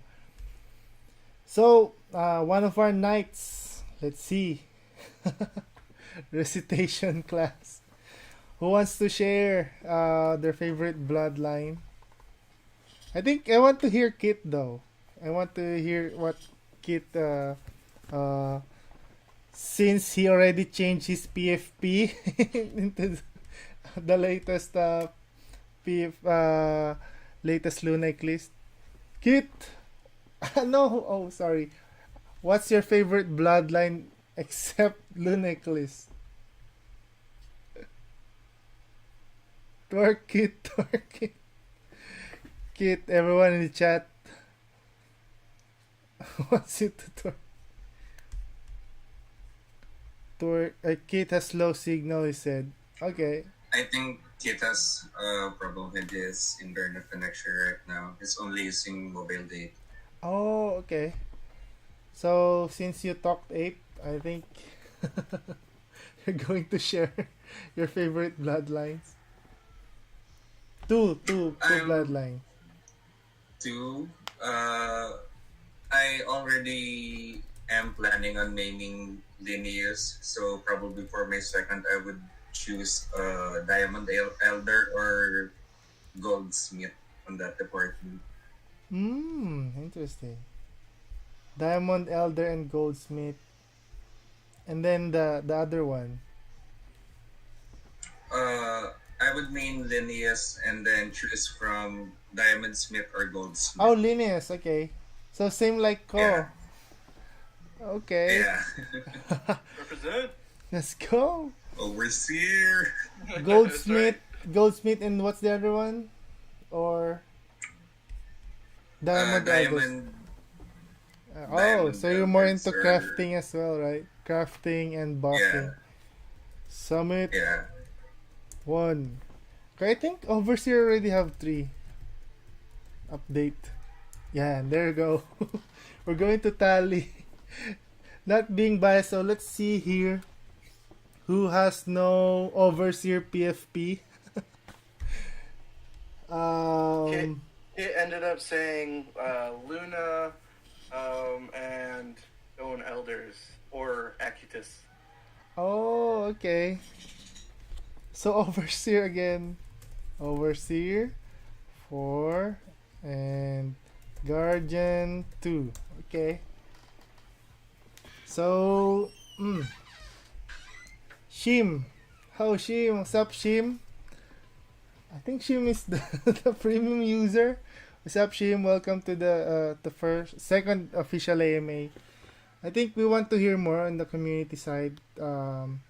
Who has no Overseer and Guardian PFP? So Shim, are you here?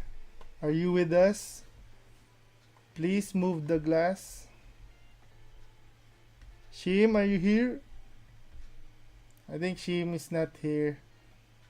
Is Wen or Jetmain? Are you here? Are you guys here?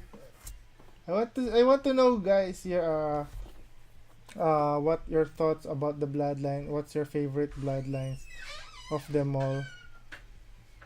Wait, how do I? Oh,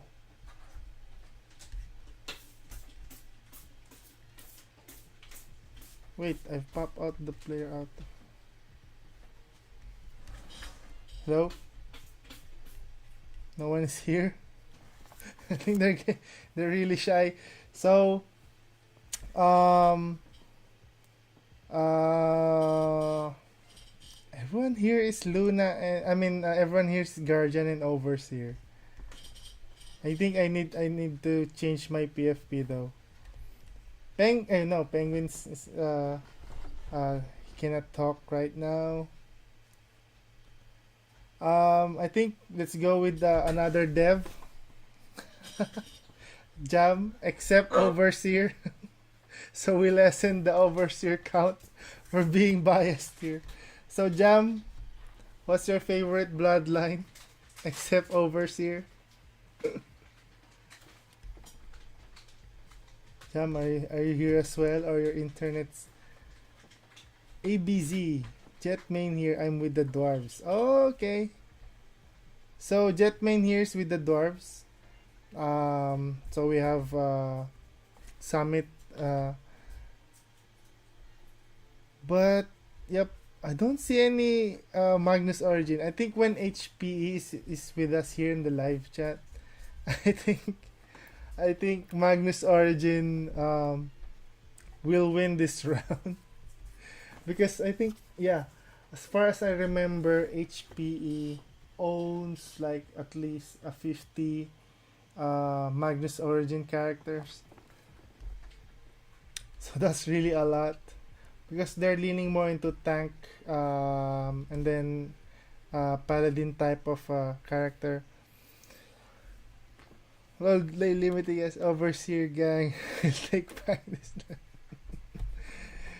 Yeah, but yeah, I want to hear more of other bloodlines. So anyone here? I think I really want to hear Lesko talk. Lesko. Lesko. What's your favorite bloodline except Overseer? Oh wait. I can't hear Lesko though. Low. There you go. So, I'm using voice to talk. So, What do you want? What's your favorite bloodline except Overseer? I think Luna. Luna, the Luna Eclipse. Yes. Only Luna at least and Overseer. And I know that. But what's your main? Akatus gang. What's your main in Overseer? Let's go. I'm thinking about talons because there's one word that caught my interest, the word hybrid in the post. Oh, okay. Maybe it has something to do with the talon skill and Akitos they Bak- can release one hit blow given by the chance. So I want to know more about the Akitos skill. That's all. Cool. I think, yeah. Just to give more about talents, because I think I gave a really brief description about talents, about their skills. Actually, I give more about their background, not about their skills. Um, Talents is more of a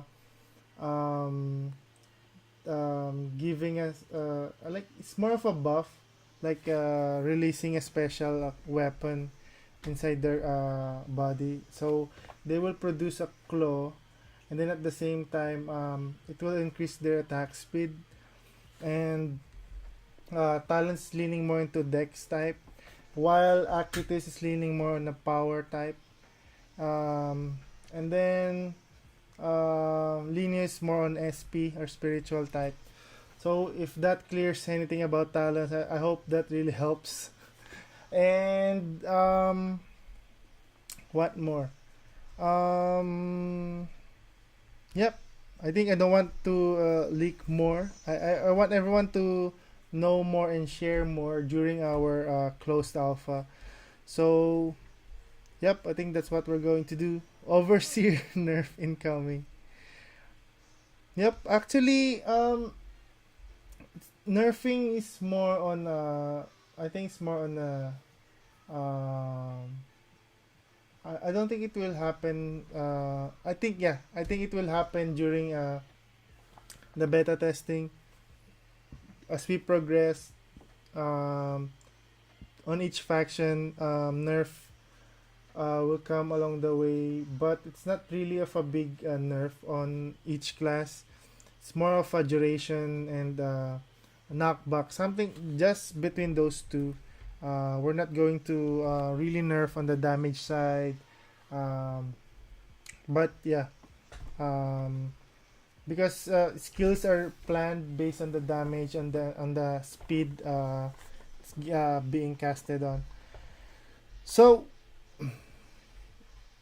Vinegar Pusit, Obsidian, Silver Hairs, and Fulminous. Oh, Penguin Bears. Talents because they're badass with red eyes and white mane. Talent, okay. So more Dex type Talent as well. Um, wait. Let me remember. Is anyone here going to main? Is that go? Wait. Uh, wait. Let me just check because I might leak something again. Does anyone here main Gold Henge and or um yeah, Gold Henge? Does anyone here main Gold Henge? Oh, you know what? That's kind of funny that you mentioned that. I was reading through all the bloodlines, obviously, before the AMA, and I guess one that popped out was the Gold Henge because of the dimensional side to that, where they're communicating through dimensions or pulling the power from a different dimension. So it is interesting. I was definitely looking at that. Yep. One thing I'm going to leak. Okay, so this because no one voted for Magnus Origin for this round of AMA. I'm going to leak something for Magnus Origin. So Blood Moons, so their ulti or their first skill is more of a uh, whose character that in Dota? The one with the blood. So Blood Moons are more of a life steal and then tank. So I think they're leaning more into tank because the Blood Moon gives buff and then gives a life steal to the Blood Moons. And then Claymores are more of a paladin type, DPS, semi-tank paladin type of Holy Crusaders. Yep, Bloodseeker, that's right. And then Gold Henge. I think Gold Henge is the most interesting one. Because their skill is raising those henges in front of them, and what it does is it acts as a barrier, so it blocks certain skill through that barrier, and then giving them a buff. So I think you'll get an idea on the second level of their ult as well, based on the first level. So one leak about the second level of the Gold Henge is should I leak? Then I will not leak second level for Overseer because Overseer win this round. No, basically the gold henge raises a stone henge in front of them, blocking the incoming attacks. Um, if you see that as OP, I'm going to tell you that it's not OP because ultimate skills have a longer cooldown compared to other skills. And then what gives, and then longer cooldown, and then short period of time, something like that. So Golden just raises those Stonehenge and then block all the incoming attacks, and then strengthening the warriors at the same time, giving them buff, um, giving them attack speed and elemental, um, giving them more elemental buff, so they can produce more elemental damage to their enemy. So that's one thing I'm going to look for excuse me, for the gold hinges. So we have different buffs, you know, those speed buffs, attack speed, power or damage buff. We will have more elemental buffs as well, wherein you can enhance or you can increase the elemental damage you can contribute to the enemy. So there are elemental weaknesses. If there's a elemental resistance, there are elemental weaknesses on each class and bloodline. So what more? I just saw talents. I just remember talents. So talents ultimate skill is really handy as well. When you run out of durability, so their bone claw is really handy. It's really powerful as well. Um, I think it will the strength of the bone claw will depends on the stats of the character. So that's one thing to consider. Each and every skill or ultimates will depend on the stats of the character. So, yep. Do you guys have more question regarding bloodlines?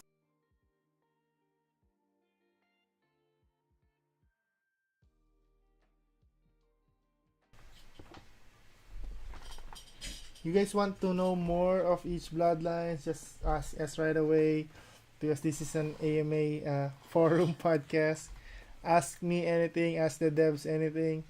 If you want to ask other devs like Jam, and Sendo, or Drew, PJ, is Share even here? I don't think Share is here. So Share is not here. So other devs is here. If you want to ask them, um, feel free to do so. But yep, if you want to know more about other bloodlines, feel free to do so as well. Okay. How about arcanes? Okay. So arcanes is from the obsidian. So yep, I think I only, yeah, it's fair to say that I only release lores about the arcanes, not about his first ult. But the first ult for arcanes is an AoE air effect for PvE or for guild versus guild type of skill. Bring down a fire, summoning a fire circle, something like that, and then damaging everyone in the area of effect. So that's one thing for arcanes. In-game perspective leaks. I think I already leaked in-game perspective. Third party. Third party. Yep. Third party perspective. Third person perspective camera angle. Character in the middle. something like that. So it's more of a dragon. What's that kind of game? Dragon Nest, something like that. Yeah, more of a Dragon Nest perspective. Um, if you played the Dragon Nest before, so it's the same perspective. That bloodline is not in the FB page, bro. What bloodline is not in FB page? Acutus sir leaked some infos about Acutus. Yeah. Um. What Acutus? I think I've mentioned a lot about Overseer earlier, but Acutus. What can I say about Acutus though? That yeah, his skill is more so Acutus is like a Noctem, but Acutus is more of a Berserk PvP kind of a bloodline. So leaning towards into 1:1 kind of uh, type of a damage. Um, so it's not. So yeah, those are pros and cons of different bloodlines. There are PVE, there are PvP, there are AOE skills. There are uh, uh, 1:1 kind of skills. So yeah, I think that's the least thing I can say for Acutus.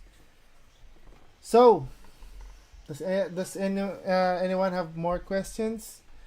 I think yeah, it's getting really late for PH time. I'm going to close down the whole presentation for the PowerPoint, specifically for the managers and scholars. One thing I am going to clarify for managers and scholars, there's automatic token sharing. There's scholar tabs inside the website where you can see all the QPH, ATH earnings they have get inside the game. And then this is the best. This is the best thing we're about to offer for our managers and scholars. One account only. Doesn't need to create more accounts, transfer the NFT, um, transfer the tokens to different wallet, transfer the tokens to different account, something like that. So there will be a tab wherein you get the login information. You get to add login information or QR code, something like that. Excuse me. Then that's the info you're going to give to your scholar.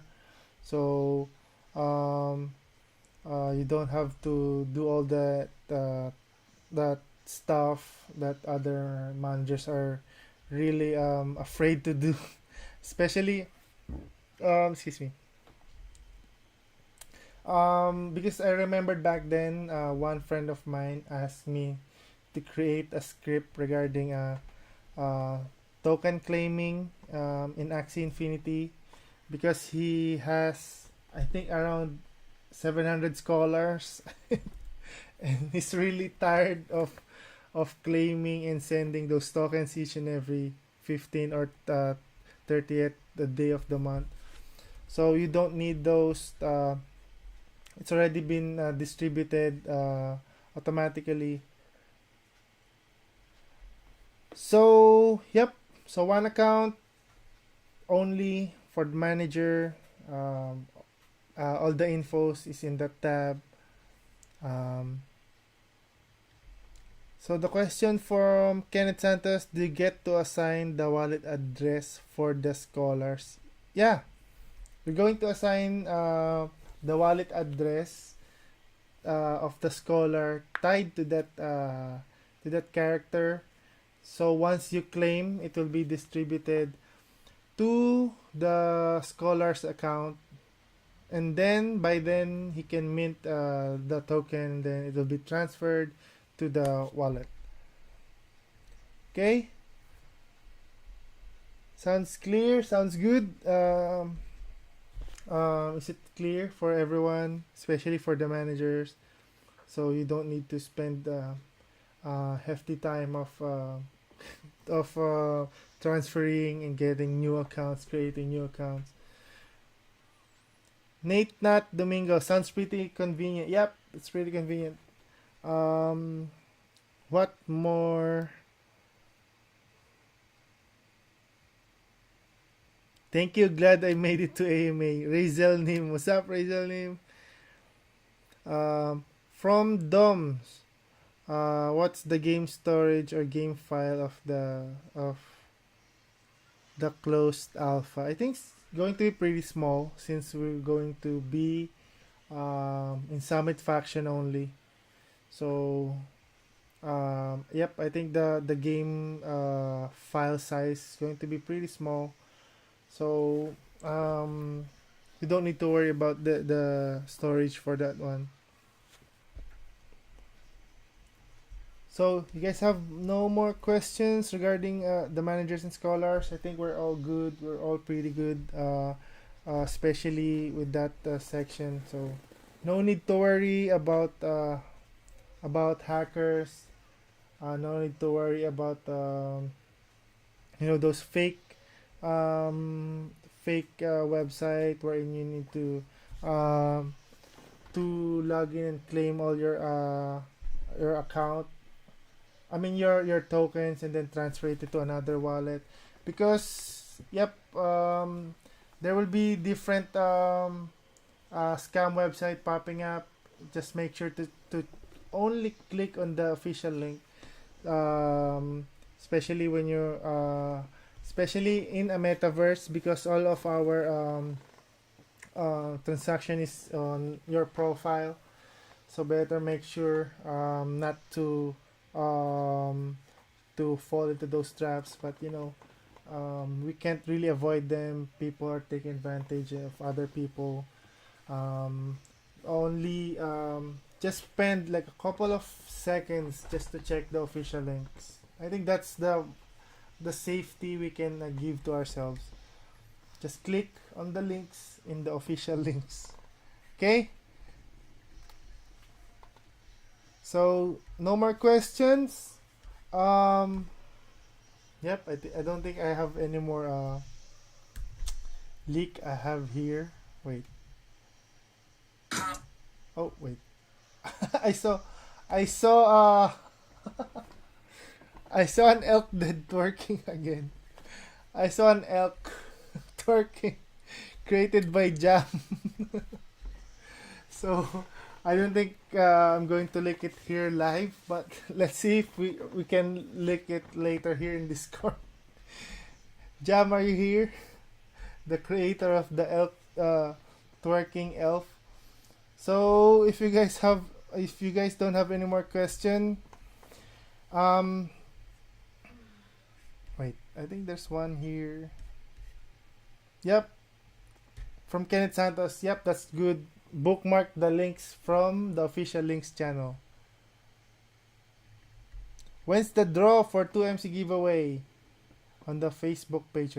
Yep, we're going to announce it tomorrow. We're going to post it on the Discord channel. There's always a Discord channel like giveaway winner. We're going to post there the top 20 and those who will participate in closed alpha from the top 20, and then other giveaway winners will always be posted there. And then we're going to reset the leaderboard for the top 10 for our monthly top 10 non-bloodline giveaway. So I hope that's clear. The reset will start after the posting. So if there's no posting yet, there's still time to grind. There's still time to grind for everyone. But yeah, we just want everyone to we want to encourage everyone to participate in the chat, ask questions, to be more informative, because in the end, those information will help you along the way, will help you gather explore more efficiently, be a trader more efficiently, be a crafter more efficiently. So, good luck, guys. Thank you for listening for our very first AMA. And, yep. Hey, wait, before we go, we're going to hear from Ko the history why their guild is called SupV in a metaverse. Sure. It's quite the backstory. Essentially, we got our group of knights together, and SupV ended up collecting most of them, as we'd love to have any member that wants to join us. But we also kind of oversee the Discord. We are bulk of overseers. That's the faction many of us chose when live comes. That's where we're gonna start. So, SupV is an acronym for supervisors, and so that's kind of where it is. We're gonna be the supervisors of a metaverse in the overseer faction, and our guild is named SupV. We're gonna run this. Cool. I thought it was a name from Sup, like greeting everyone, like Sup V, something like that. We like to do that. We like to do that, though. Oh, okay.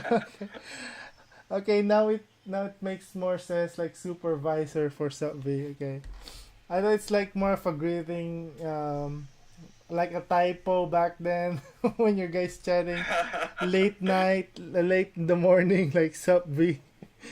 Yep, there'll be plenty of legends of us, I'm sure, with how we came to be now. So yeah, thank you, Ko. Thank you, everyone, for joining us tonight. I'm seeing a pretty good ratio in factions, but yeah, I see a good ratio in Summit because of the traders and crafters, Obsidians for DPS, Overseer for DPS as well. For Magnus Argent for our tanks, paladins, archers, traps. I think they're in good shape. Everything is in balance. Population as of now. So it's really interesting for the faction war. Can't wait for our closed alpha. I hope it will be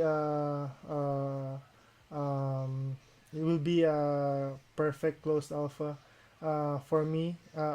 For me, a perfect closed alpha is we find lesser bugs. We the stress test of the server.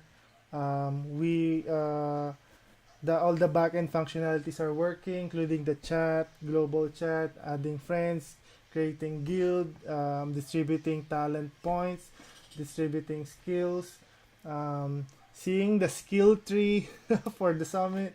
What more? Adding a gem to your socket, a specific item, a specific armor or weapon, enchantment, harvesting ores, harvesting trees, harvesting crops and ingredients. Those are the main goals for our closed alpha. It will be iterated in the email. There's our main goal. You'll get to see. It's not a perfect a perfect run like all the factions are there, all the animations is perfect and clean. So what we want to achieve is the perfect back end of the game, perfect base structure for the future of our beta and our live game. So yep, crafting as well. We're going to test that there. In close alpha, you'll have unlimited tools, so you can gather the trees, the ores, the ingredients. Then you can craft. There will be craft. There will be a lot of ox, ox and ox dead and elk. I hope. I'm thinking Jam is going to put a twerking elk again on the spawning point. So there will be those three mobs you're going to see in the game. They will drop QPH. They will drop different rarities, different kinds of materials, different kinds of NFTs that you can see, weapons and armors and all that kind of droppable materials. And you can what more? You can sell. We're going to test that as well. We're going to test the functionality of selling, the auction house, the bank. We're going to store our items, different shops in that faction. What more? You get to see the relics inside the game. So watch for that. And what more? Let me see. Let me see my other leaks though. Yep, that's right. Functions first before aesthetics. Wait, let me see. Let me check. I think I already crafting, gear modification. When we hear Oops. Character. What more? Talents, auction house, guilds, PvP. Yeah, we're going to test that one too. So it's really exciting. PvP. Going in there will be two zones, the first zone, the second zone, the PvP zone. And watch out for some Easter egg. So there will be clues, maps scattered across the whole map. There will be Easter egg for the next event. So those are things we're going to do in the closed alpha. Okay? Everyone good? Everyone's clear? Everything is clear in our PowerPoint presentation, in our AMA. Do you guys have any more questions? All good? All good. All right, I think we're pretty good. we're going to lick the twerking elk. Twerking kit. You guys want to see twerking kit? Yeah. And wait, let's see if we can add at least one emoji. But yeah, that's an animation, like an emoji of Rob. Let's see if we can try to squeeze that one in for the closed alpha.